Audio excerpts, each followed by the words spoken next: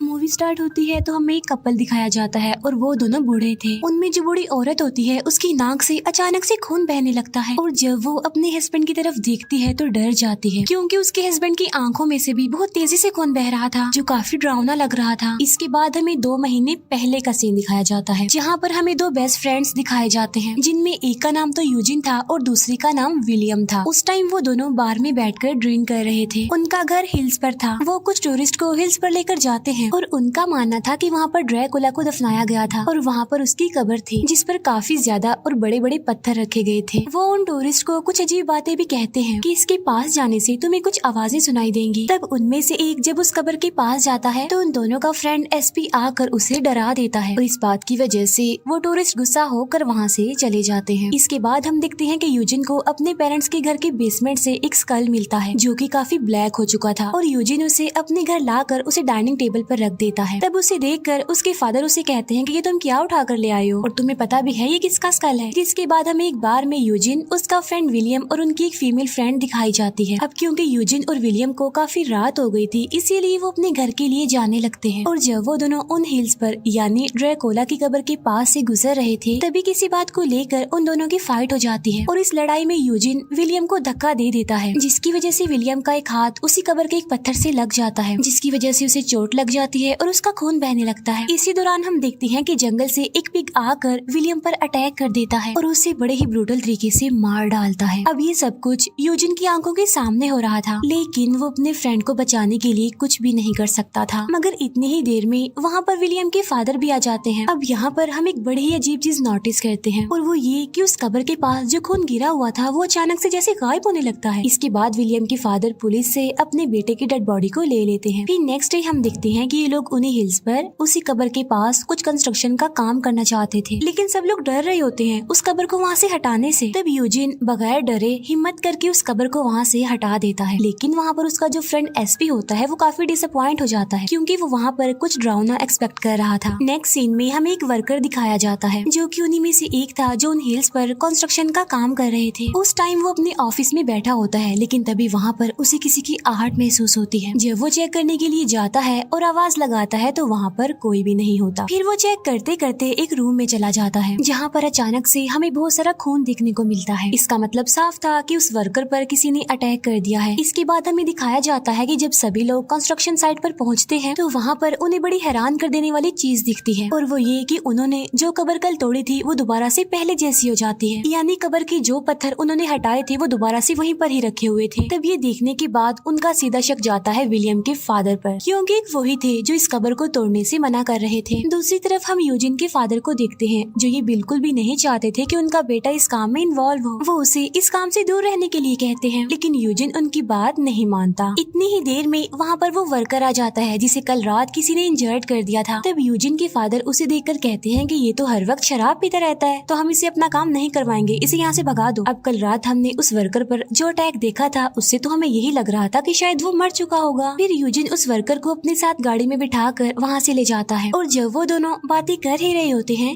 कि तभी अचानक से वो वर्कर यूजिन को काटने की कोशिश करता है। तब उससे बचने की कोशिश में गाड़ी का बैलेंस खराब हो जाता है और उसका एक्सीडेंट हो जाता है। अब क्योंकि यूजिन के फादर भी उन्हीं हिल्स पर थे इसीलिए वो ये सब कुछ देखकर फौरन गाड़ी की तरफ भागते हैं। तब यूजिन को वो जल्दी से गाड़ी से बाहर निकाल लेते हैं लेकिन वो देखते हैं कि वो वर्कर तो गायब हो गया है और वो उसे ढूंढने लगते हैं लेकिन वो वर्कर उन्हें कहीं पर भी दिखाई नहीं दे रहा था। फिर वो सभी लोग मिलकर अंधेरे वाले कमरों में जाकर टॉर्च की मदद से उस वर्कर को ढूंढने की कोशिश करते हैं और तभी एक टॉर्च लाइट उस वर्कर के फेस पर पड़ती है। उस वर्कर की हालत काफी खराब थी, वो काफी इंजर्ड था। उसके फेस की अलग अलग जगहों से खून बह रहा था। यहाँ पर जिस आदमी के हाथ में टॉर्च होती है वो वर्कर उस पर अटैक कर देता है और उसे बड़े ही ब्रूटल तरीके से मार डालता है।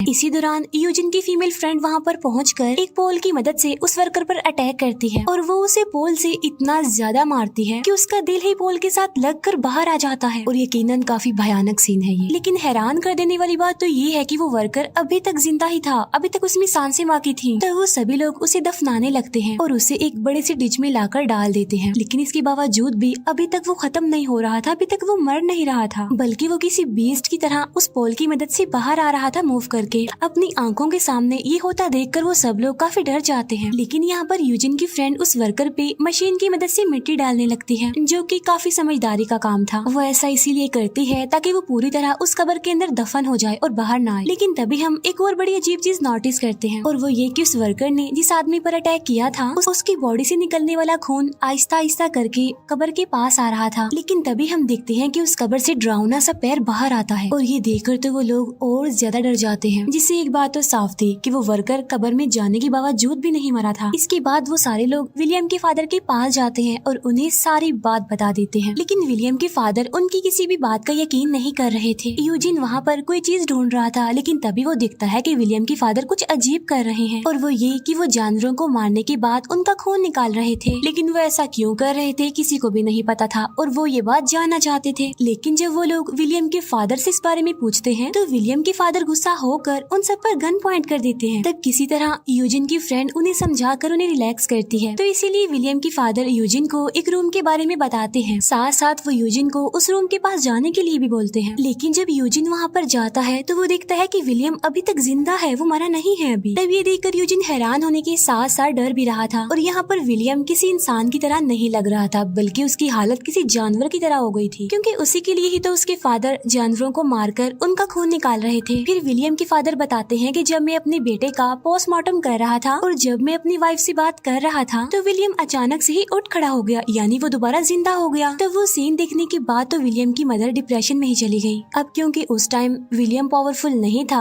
यानी वो कमजोर था, तो हमने उसे कमरे में बंद कर दिया। और असल में ये सब कुछ ड्रैकुला के जिंदा होने की वजह से ही हुआ था, क्योंकि उन लोगों ने उसकी कब्र जो तोड़ दी थी। और अब ड्रैकुला की सॉल ने विलियम को पोजेस कर लिया है, यानी उसकी बॉडी पर कब्जा कर लिया है, और उसी ड्रैकुला की वजह से सभी को मुश्किल का सामना करना पड़ रहा है। फिर वो ड्रैकुला की एक बुक पढ़ते हैं, जिसमें से उन्हें पता चलता है कि ड्रैकुला को कभी भी नहीं मारा जा सकता। लेकिन यूजिन के फादर इस बात पर एग्री नहीं कर रहे थे, क्योंकि उनका मानना था कि अगर हम विलियम का सर काट देंगे तो सब कुछ नॉर्मल हो जाएगा और ये सब कुछ खत्म हो जाएगा। तो इसीलिए वो सब लोग ना चाहते हुए भी विलियम को मारने का प्लान बनाते हैं। और अभी वो प्लान बना ही रही होती है कि तभी विलियम की मदर अचानक से उठ जाती है और वो विलियम के फादर को शूट करके इंजर्ड कर देती है ताकि वो विलियम को ना मारे। लेकिन तभी विलियम अपनी मदर पर अटैक कर देता है, वो उन्हें काट लेता है और उन्हें मार डालता है। तब ये देखकर वो सारे लोग इतना ज्यादा डर जाते हैं कि वहाँ से भाग जाते हैं और अपनी जान बचाने के लिए वो गाड़ी में जाकर बैठ जाते हैं। लेकिन किसी के पास भी गाड़ी की चाबी नहीं थी। लेकिन तभी वहाँ पर विलियम भी पहुँच जाता है और वो सबको मारना चाहता था, लेकिन विलियम के फादर ऐसा बिल्कुल भी नहीं चाहते थे, इसीलिए वो खुद अपने बेटे का मुकाबला करते हैं। फिर इसके बाद सभी लोग घर में आकर छुप जाते हैं। तभी विलियम वहाँ पर आकर सबको ढूंढने लगता है और वहाँ करीब ही एसपी छुपा हुआ था और वो बड़ी चालाकी से विलियम को वहाँ पर पड़े हुए एक कॉफिन में बंद कर देता है।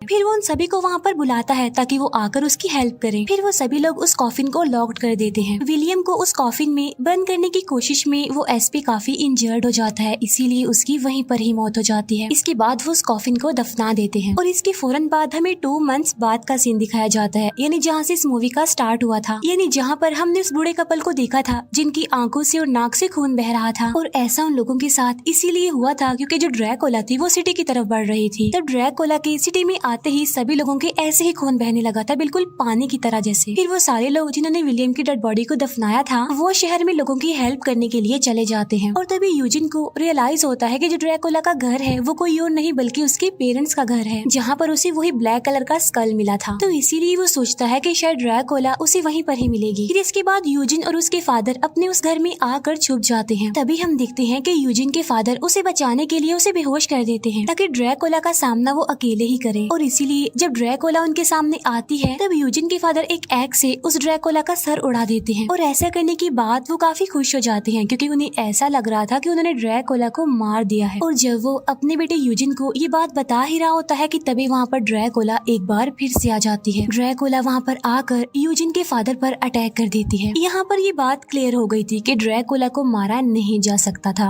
यानी जो उस किताब में लिखा था वो सही था। फिर इसके बाद यूजिन अपने फादर को लेकर एक ट्रैश पाइप के जरिए बाहर आ जाता है। और जब वो देखता है कि वहाँ पर सनलाइट आ रही है तो वो अपने फादर को लेकर एक जगह पर जाकर छुप जाता है। वो वहाँ पर छुप कर देखने लगता है क्योंकि उसे ऐसा लग रहा था कि शायद ड्रैकुला धूप में जलने से मर जाए, लेकिन वो देखता है कि सनलाइट का ड्रैकुला की बॉडी पर कोई असर नहीं हो रहा था। तब ये देखकर यूजिन काफी डर जाता है और वो अपने फादर की जान बचाने के लिए उन्हें घसीटते हुए एक जगह पर ले जाकर छुपा देता है। तब यूजिन के फादर उसे बताते हैं कि ड्रैकुला को रोकना और इसे खत्म करना बहुत जरूरी है। तभी हम देखते हैं कि यूजिन के फादर को जिस पैर पर चोट लगी थी, यूजिन उस टांग को उनकी बॉडी से अलग कर देता है और जैसे जैसे ड्रैकुला उसकी तरफ बढ़ रही थी उसका डर भी बढ़ता जा रहा था। यूजिन उस टांग को तोड़कर उसी टांग से ड्रैकुला पर अटैक कर देता है, जिससे ड्रैकुला फौरन जाकर एक डिज में गिर जाती है और बगैर टाइम को जाया किए यूजिन फौरन उस पर मिट्टी डालने लगता है और फिर वो उस जगह पर बड़े बड़े पत्थर रखने लगता है ताकि ड्रैकुला वहाँ से बाहर ना आ सके। इतनी ही देर में वहाँ पर यूजिन की फीमेल फ्रेंड आ जाती है और उन दोनों को रेस्क्यू करती है। इसके बाद हमें 3 महीने बाद का सीन दिखाया जाता है जहाँ पर हम यूजिन और उसके फादर को देखते हैं। यूजिन के फादर ने अपनी एक टांग खो दी थी लेकिन फिर भी वो जिंदा थे। वो यूजिन को बता रहे होते हैं कि मैंने घर की सफाई की है और मुझे कुछ पत्थर मिले हैं। फिर यूजिन उन पत्थरों को लेकर ड्रैकुला की कब्र पर जाता है और वो उन पत्थरों को उसकी कब्र पर रख देता है ताकि वो और मजबूत बन जाए, ताकि वो ड्रैकुला कभी भी बाहर ना आ सके। और इसी के साथ ही हमारी मूवी यहीं पर एंड हो जाती है। Thank you.